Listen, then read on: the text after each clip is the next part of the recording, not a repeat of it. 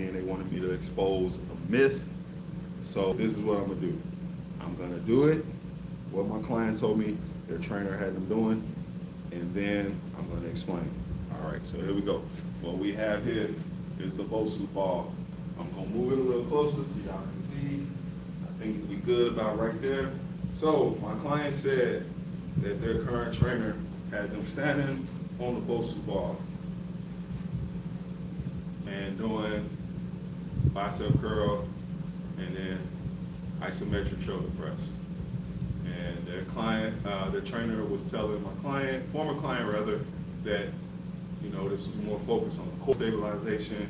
They're gonna get stronger. They make the curls harder, and this is overall better for the core.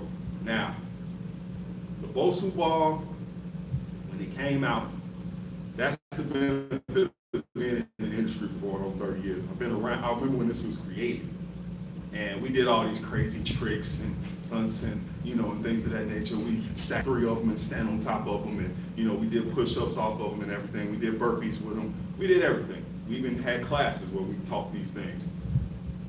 And the reason I will say this is a myth is because after working with people for years using these things, people weren't getting the results they wanted.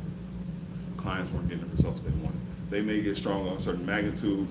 Don't get me wrong, if you stand on that, you can even stand on it with 1 foot. It does help with balance.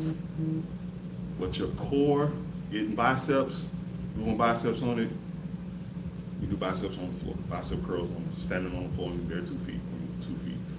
Isometric shoulder press, core isolation is still in effect while you're doing the press. So we got to be careful of gimmicks and myths, because I am familiar, because for years when this was created, we had people squatting on it and they were shaking. We had people standing on 1 foot and they were shaking. We had people doing things, doing kettlebell on it and they were shaking.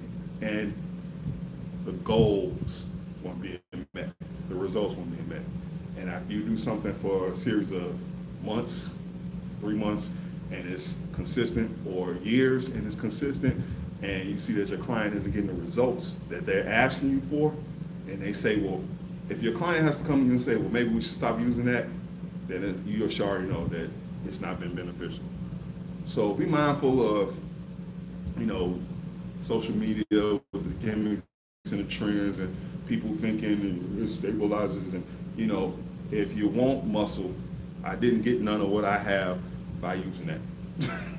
And a lot of people, when they first came on the scene and we were using it over 20 ago, we were using it and we weren't seeing results. It makes people strong on a certain point when it comes to certain things. You do push-ups on there, flip it on the other side, your feet on it. You can do push-ups on the bottom side, black side. Put your feet up on the black side, maybe do push-ups. That's a little bit more core isolation. You can do planks on it. If you want to stand on the blue side and do squats, it's a whole different thing. But as far as hypertrophy, muscle, you're not gonna get what you may be looking for by doing that and using that. So don't fall for the dupes of the myths. Always research, ask questions. Google's your friend. Follow someone, a trainer or someone that has experience. And again, I will say the benefit of me knowing about a lot of classes, a lot of things, a lot of myths, a lot of things that may be out here as far as ad work and this and that, because I've been around. And after you've worked with certain clients for years and consecutive on end, and you see you've done things from the beginning all the way up to now, and you've been working with people for 6 or more years, and you see how results come. And you see that sometimes results come with just sticking with the basics. Sometimes results come with just doing compound movements. Sometimes results come with just staying focused on stimulating that muscle and getting that hypertrophy that people are looking for. And not always throwing the new next best thing out, the next gimmick, and it's like I watch people who may already be in shape or physically fit, do certain new exercise and things, and you may get a benefit. Kettlebell may work for someone who's already, but I've also watched people who have not been in shape do something for a long period of time and not get any results. so we got to be careful of these things that come out, and again, do your research, Google's your friend, and understand that some things are just for the sake of the fishbowl. Meaning, I had a manager when I first started training, and I worked in a big box gym. He used to say, you're in a fishbowl. When you walk around, people are paying attention. When you do certain exercises, people are paying attention. When you train your clients, people are paying attention. He taught us this so we'd always be on our A game when it comes to training.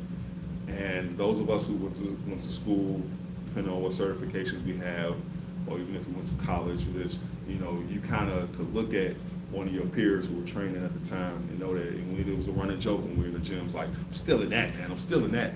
But a lot of times, even then when things were new and they were coming out, we were trying to figure it out just as well because it was new. And these days you have the advantage of technology, science, research, and history of study and research.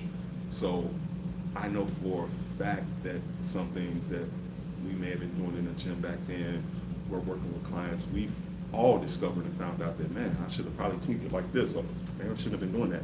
But if we didn't know, we didn't have the knowledge back then, it's a whole different thing. So again, be mindful of what you do. If something seems a little too odd, if something seems weird, if you can't Google, if you Google it and you don't find it, ask around. If you know your gym, the gym that you may go to, or if your sister got a trainer, or your brother, your mom, or whoever may have a trainer, ask a question. It's okay to consult people. It's okay to consult other people, and it's okay to do your research. If someone tells you a certain move is working a certain thing, look it up. So I'm gonna leave y'all with that. Thank y'all for tuning in to Training the World. Peace and fight for your life.